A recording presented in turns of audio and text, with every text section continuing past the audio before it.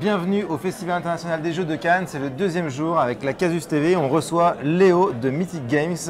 Léo, on a deux gros sujets sur lesquels on veut t'interroger. Le premier qui est lié aussi à un jeu de rôle édité par Black Book Edition, c'est Jeanne d'Arc, le jeu de figurines, jeu de plateau avec figurines. C'est ça. Il y a eu un Kickstarter qui a cartonné. Vous avez fait un score mémorable de 2 152 000. Voilà, et actuellement il y a le Pledge Manager. Avec un beau score aussi. Qui est en cours sur Game On Tabletop, je crois, ouais. Et qui fait un beau score également. Vous avez débloqué de nouveaux bonus, enfin bref, c'est infernal. Il y a une quantité de matériel hallucinante, on invite tout le monde à aller voir. Et en plus, il y a un jeu de rôle autour. Qu'est-ce que tu peux nous dire de l'état d'avancement, du projet, de ce qui va se passer ensuite ? Ben, pour l'instant, tout suit son cours, on est très content. Déjà, bien sûr, de l'accueil aussi du Pledge Manager, parce que c'est vraiment... c'est une confirmation que les gens ont adhéré et sont vraiment et attendent ce projet. Donc ça nous met une bonne pression pour qu'on livre tout dans les temps et que ce soit bien. Vous êtes dans les temps, vous aviez annoncé quoi comme on a annoncé une livraison pour la fin d'année et on est dans les temps. D'accord. Okay. Donc, et de toute façon, ce qu'on fera, on communique une fois par semaine, comme on l'avait fait déjà sur Mythic Battles, minimum une fois par semaine, pour tenir au courant de l'état d'avancement. Donc les gens vont suivre au fur et à mesure, il n'y aura pas de surprise, ça ne sera pas une semaine avant la fin qu'on dira ah ben non, c'est pas prêt. Non, on tient au courant au fur et à mesure, et pour l'instant on est dans les temps. C'est un challenge, on le sait parce que c'était déjà le cas sur Mythic Battles, c'était un gros boulot, surtout qu'il y a énormément de matériel. En plus, tu peux nous dire déjà combien ça va peser pour Alors je crois que le all-in il sera aux alentours de 40 kg. Ouais, d'accord. Donc ça montre, c'est 40 kg de matériel. 40 kg de matériel et plus de 800 figurines. Je ne sais pas si... voilà, rien que dans le pledge de base, il y a 400 figurines, je crois. Et donc avec la boîte de base plus les stretch goals.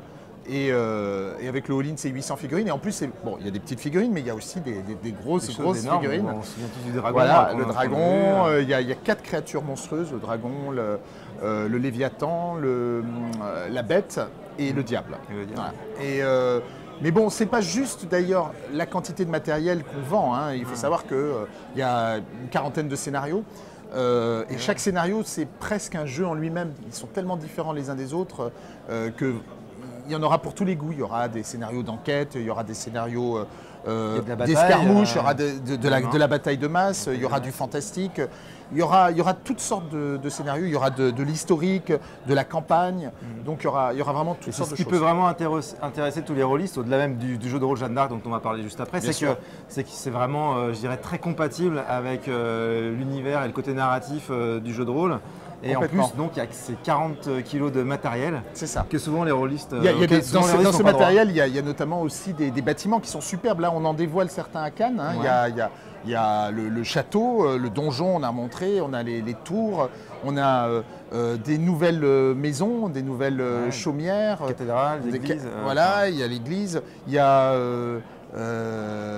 l'auberge du bon endroit, la Good Place, donc qui était une des choses que les gens attendaient, qui est énorme et très impressionnante, on l'a montré. Donc il y a beaucoup d'éléments de décor qui vont plonger les gens dans l'univers. Et je pense que dans le jeu de rôle, c'est aussi quelque chose qui peut être intéressant, surtout si le jeu de rôle est conçu pour utiliser tout ce matériel et rendre l'immersion encore plus concrète. Et donc c'est un peu la même synergie qu'on a pu voir avec Mythic Battles Panthéon, c'est-à-dire un partenariat avec Black Book Edition qui s'occupe du jeu de rôle et en général effectivement le jeu de rôle utilise tout le matériel, ce qui permet d'avoir accès à un matériel auquel on n'a pas droit en général en jeu de rôle. On peut dire que Jeanne d'Arc, il y a un petit côté, pour le jeu de rôle, il y a un petit côté Ars Magica pour les anciens qui connaissent un peu ce jeu. C'est tout à fait ça, j'aime beaucoup cette Europe approche médiévale qui est fantasmée. Mais pour Ars Magica, jamais il y aurait eu un matériel comme ça à pouvoir utiliser dans le jeu de rôle. Et là, grâce à Kickstarter, grâce à votre projet, ça permet d'offrir des opportunités incroyables aussi aux rôlistes. Voilà, et donc en plus avec le système de la 5e édition. Oui, du plus ancien des jeux de rôle. Ah oui, c'est ça, pardon, c'est vrai. Il ne faut pas dire le nom. Il faut pas dire le nom, c'est vrai. Je ne l'ai pas dit. Ouais, donc c'est très bien passé. Effectivement, c'est en 5E pour ceux qui connaissent. C'est développé par les équipes de Casus Belli d'ailleurs, qu'on peut saluer, Laurent Kégon Bernasconi, Thomas Robert et puis Julien Dutel. qui se sont attelés à la tâche. Et je crois qu'ils sont dans les temps aussi, j'ai entendu dire. Génial. Entre les couloirs. Ça va être très intéressant. J'ai vraiment hâte de voir le résultat et d'y jouer. Voilà. Et donc fin d'année, tu disais, pour la livraison de l'ensemble, y compris du jeu de rôle. Actuellement, il faut aussi signaler que c'est ce qu'on appelle le late pledge. Bon, le pledge manager pour ceux qui ont déjà participé et avec possibilité de rajouter au fur et à mesure. Donc on peut toujours revenir et dire tiens, maintenant je rajoute ça. On est débité instantanément, mais ça permet d'étalonner pour ceux qui veulent, puisque ceux qui ont besoin, comme il s'étale sur 2 mois, ça donne un petit peu de souplesse. Et il y a aussi ce qu'on appelle le late pledge. Pour ceux qui ont raté la campagne Kickstarter, c'est l'occasion de pouvoir profiter de l'offre. Ils ont accès à tout ? Ils ont accès à tout, c'est-à-dire tous les stretch goals. Ils n'ont pas accès à ce qu'on a appelé les super exclusifs, puisqu'on a voulu récompenser ceux qui nous ont soutenus dès le départ pendant la campagne Kickstarter. Mais c'est pas beaucoup de figurines. Je crois que c'est 3-4 figurines plus un décor, mais tout le reste… c'est accessible, plus les exclusivités que vous aviez rajoutées pour l'occasion. Tous les KS exclusifs sont accessibles aux late pledgers, il n'y a pas de problème. C'est juste ce qu'on a appelé les super exclusifs, qui étaient des figurines qu'on offrait en plus aux premiers backers.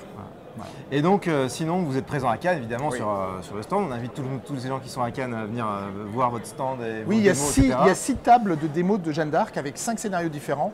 Donc, ça permet vraiment d'avoir une bonne idée des différents types de scénarios qu'il peut y avoir. Mais en plus, donc pour Cannes, vous avez fait une grosse annonce. Alors voilà, on voit ici sur la table qu'il y a des choses. J'essaie de les montrer à la caméra sans que ça brille trop et que ce soit… agréable à voir. Solomon Kane. Alors parle-nous un peu de Solomon Kane. Déjà du personnage, parce qu'en France c'est une licence peut-être un peu moins connue qu'aux USA, alors que c'est un personnage inventé par Robert Howard qui a fait Conan. Qui est l'inventeur de Conan. Voilà, l'inventeur de Conan. Donc Solomon Kane c'est également un personnage très emblématique de Howard. Et en France, certains le connaissent parce que quand même Howard commence à être… vraiment de plus en plus connu. Tout le monde connaît le personnage. Tout le monde connaît le personnage. Parce qu'il a été réinterprété de nombreuses sources. C'est ça. Le répurgateur de Warhammer, je suis désolé, mais il est quand même légèrement inspiré de Solomon Kane. Quand on a entendu parler aussi de Van Helsing, le film par exemple, qui a complètement transformé le personnage Van Helsing de Bram Stoker en Solomon Kane en fait. Exactement. Chasseur de sorcières, de monstres, de créatures. En fait, il traque le mal dans un monde gothique du XVIe siècle, qui n'est pas une période extrêmement connue et une période très sombre. Très sombre, très mystérieuse. Et c'est un mélange donc d'horreur gothique, parce qu'il y a le surnaturel est présent, il y a des fantômes, il y a des vampires, il y a des créatures réanimées, il y a toutes sortes de choses un peu mystérieuses. Et c'est également de l'aventure, mais vraiment de la grande aventure, c'est-à-dire qu'il peut aller sur le continent noir, l'Afrique, mais l'Afrique un peu fantasmée, telle qu'il imaginait à l'époque, donc presque caricaturale, mais très mystérieuse. Et donc il y a pas mal d'aventures qui se passent également là-bas, donc parfois il y a un côté Indiana Jones pratiquement, tu vois, avec… il a de la chance aussi, un peu comme Indiana Jones. Voilà. Et donc c'est un personnage très fort, très intéressant. Les nouvelles se lisent très facilement. Il n'y en a que 16. D'ailleurs, elles sont ressorties sur des beaux formats. Chez Brajlon.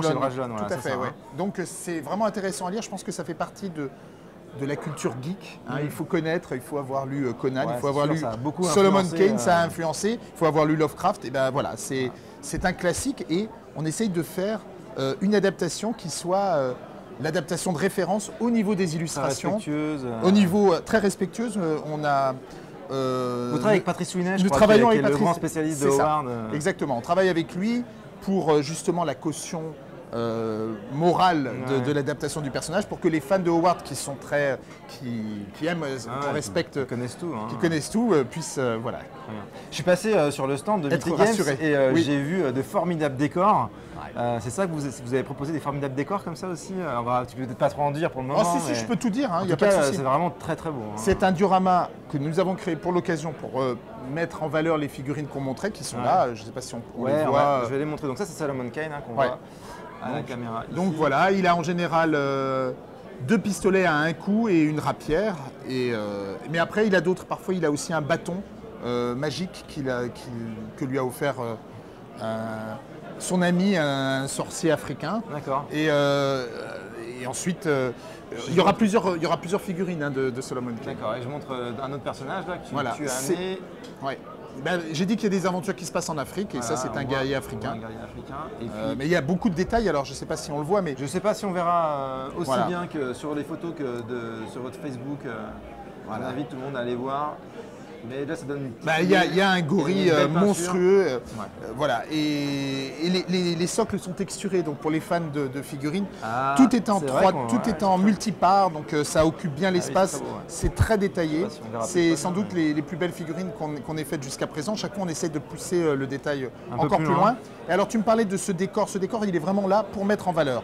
Mais ça sera un jeu de plateau. Ce ne sera pas un jeu avec des gros décors. D'accord. Ce sera un jeu vraiment immersif. Et c'est notre premier jeu. J'ai entendu coopératif. Coopératif, c'est ça. Okay. C'est notre premier jeu coopératif.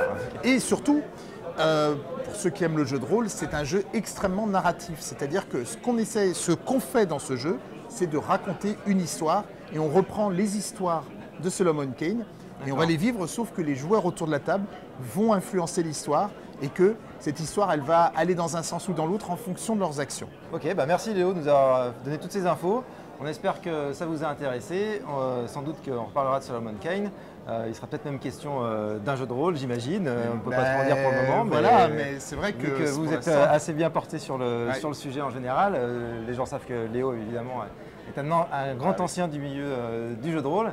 Et puis on vous dit à très bientôt. Allez voir le stand, le Facebook de Mythic Games. Oui, on a créé une page Facebook aussi sur Solomon Kane, voilà, où il y a toutes les infos, les premiers visuels. Allez voir tout ça et on vous dit à très bientôt. Merci.